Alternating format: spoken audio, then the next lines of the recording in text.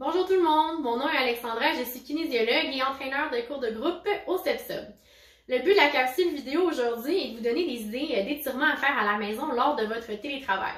Donc c'est pas toujours évident d'avoir une position très ergonomique et même si c'est le cas, le fait d'être longtemps dans la même position peut engendrer des tensions musculaires.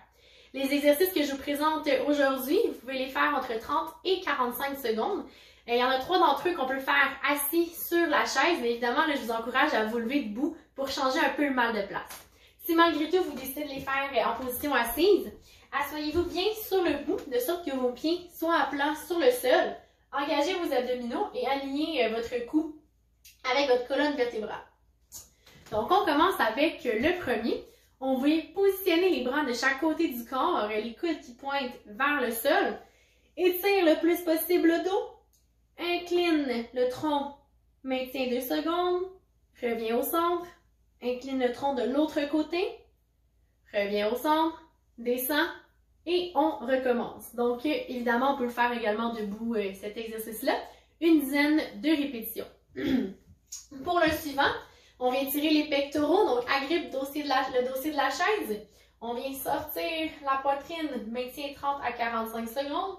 Si vous décidez de le faire debout, même principe, main dans le dos, sort la poitrine, maintien.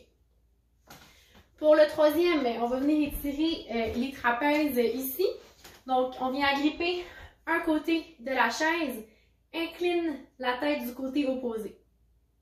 30 à 45 secondes, même chose avec l'autre côté. Et si vous décidez de le faire debout, simplement croisez le bras dans le dos, comme ceci. Voilà. Pour les deux suivants, on n'a pas le choix de se lever debout. Donc, premier, pour venir étirer un peu le dos, pied largeur des épaules, incline le tronc légèrement vers l'avant. On peut fléchir un peu les jambes.